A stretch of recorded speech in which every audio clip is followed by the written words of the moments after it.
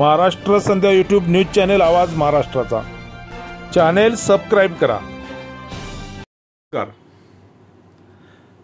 रत्नागिरी सिंधुदुर्ग लोकसभा मतदारसंघातून शिक्षण तज्ञ कवी साहित्यिक विश्वनाथ कदम सर यांनी लोकसभा निवडणूक या मतदारसंघातून लढवावी अशा पद्धतीच्या जनभावना सिंधुदुर्गामधून ऐकू येत असून निवडणूक लढवण्यासाठी विश्वनाथ कदम सर यांच्यावर दबाव आहे, त्यांना आग्रह केला जात आहे। या संदर्भात आंबेडकरी चळवळीतील धम्म उपासक, आंबेडकरी चळवळीतील धम्म अभ्यासक आमचे मित्र राज जाधव यांना रत्नागिरी लोकसभा मतदारसंघाबद्दल काय वाटतं आणि विश्वनाथ कदम सरांच्या उमेदवारी संदर्भात त्यांना काय वाटतं ते आपण या व्हिडिओत जाणून घेणार आहोत। सर बोला, काय सांगाल राज साहेब या लोकसभा निवडणुकीच्या निमित्तानं? नमस्कार, मी राज जाधव। ये सिंधुदुर्ग जिल्ह्यातील ज्येष्ठ अभ्यासक आणि प्राध्यापक विश्वनाथ कदम सर हे गेले अनेक वर्ष सिंधुदुर्ग जिल्ह्यामध्ये सामाजिक आणि शैक्षणिक काम करत आहेत। शैक्षणिक कामाच्या माध्यमातून हजारो मुलांना नोकरी देण्याचं काम केलं। त्यांची जी स्मार्ट अकॅडमी चालवत होते त्याच्या माध्यमातून हजारो जिल्ह्यातील मुलांना त्यांनी नोकरी देण्याचं काम केलंय। धार्मिक चळवळीमध्ये अनेक वर्ष त्यांनी कामकाज केलेलं आहे।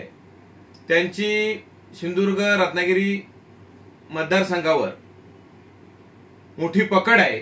त्यामुळे सिंधुदुर्ग जिल्ह्यातील मतदारांना वाटत आहे की प्राध्यापक मधु दंडवते, बॅरिस्टर नाथ पै, त्यानंतर सुरेश प्रभू माजी मंत्री यांच्या तोडीचा जर कोण उमेदवार असेल तर ते शिक्षण तज्ञ विश्वनाथ कदम हेच होऊ शकतात। त्यामुळे समाजामध्ये आणि मतदारामध्ये मोठ्या प्रमाणात यांनी उमेदवारी अर्ज दाखल करावा अशा प्रकारची मागणी होत आहे। आणि मलाही माझं एक वैयक्तिक मत आहे की जर सर त्या ठिकाणी जर सिंधुदुर्ग रत्नागिरी मतदारसंघामध्ये जर फॉर्म भरला तर जी काही सिंधुदुर्ग जिल्ह्यामधली सामाजिक स्थिती आहे, जशी मुलांमध्ये जी आता बेरोजगारी आहे, बेरोजगारीवर मोठ्या प्रमाणात ते काम करू शकतात, शिक्षणावरती मोठ्या प्रमाणात काम करू शकतात।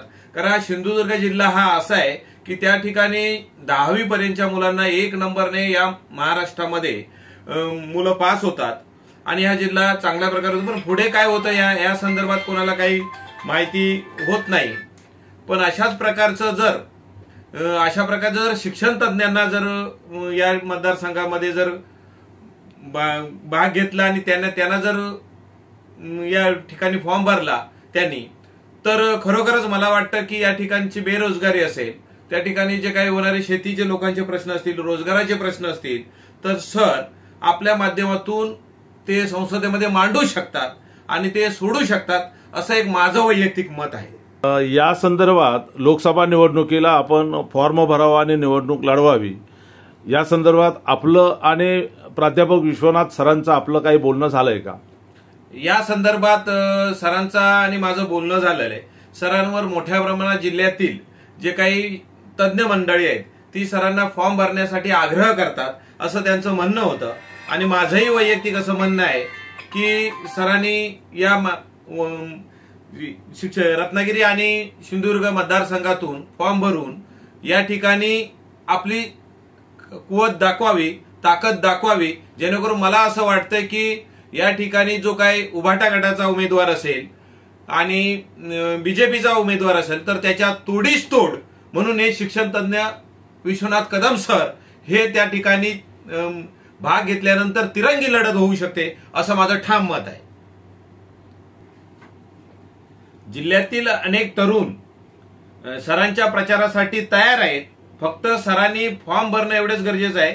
तर सरांनी फॉर्म भरावा, त्यांच्यासाठी आम्ही अहोरात्र कष्ट घ्यायला सिंधुदुर्गातली जे काही तरुण मंडळी आहे आणि जे सामाजिक स्थितीमध्ये सामाजिक संस्थेमध्ये काम करतात ते सर्व संस्थांचे तरुण आणि जे कार्यकर्ते आहेत ते काम करायला तयार आहेत. सरांना आमच्या शुभेच्छा आहेत की त्यांच्या भावी वाटचालीसाठी सुद्धा शुभेच्छा आहे.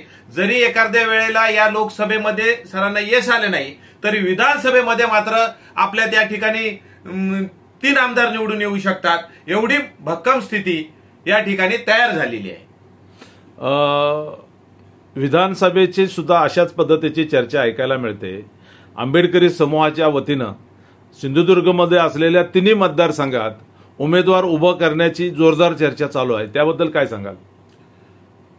सिंधुदुर्गामध्ये जर विधानसभेसाठी 3 जागेसाठी विधानसभेच्या या ठिकाणी जर आतापासून तयारी झाली तर खरोखरच असं वाटतंय की या ठिकाणी मोठी जे प्रस्थापितांना या ठिकाणी आपण मोठी ताकद देऊ शकतो, त्यांना त्यांची दमछाक करू शकतो, असं माझं वैयक्तिक मत आहे. विश्वनाथ कदम सर लोकसभा निवडणूक अपक्ष लढले तरी आपला पाठिंबा आहे का? साहजिकच आहे. एक चळवळीतले एक मोठा नेता आहे, जे चळवळीत ज्यांनी काम केलंय, ज्यांनी सामाजिक स्थितीमध्ये काम केलंय, धार्मिक चळवळीमध्ये काम केलंय आणि आज ठिकाणी त्यांनी शैक्षणिक जे काही हे आहे लोकांना रोजगाराचं काम केलेलं आहे स्मार्ट अकॅडमीच्या माध्यमातून. तर मला वाटतं की ते तरुणांचे प्रश्न असतील, शेतकऱ्यांचे प्रश्न असतील, त्या ठिकाणी सामाजिक स्थितीबद्दल प्रश्न असतील, हे संसदेमध्ये मांडू शकतात आणि सरांसारखा एखादा तरुण तडफदार असे जे तज्ज्ञ आहेत ते या ठिकाणी संसदेमध्ये जाणे गरजेचं आहे. सरांना यासाठी मी त्यांच्या भावी वाटचालीसाठी आणि खरोखरच ते फॉर्म भरल्यानंतर त्यांना आम्ही मदत तर करूच, पण सरांना आमच्याकडून लाख अशा शुभेच्छा आहेत. धन्यवाद. महाराष्ट्र संध्या यूट्यूब न्यूज चॅनेल आवाज महाराष्ट्राचा चॅनेल सबस्क्राईब करा.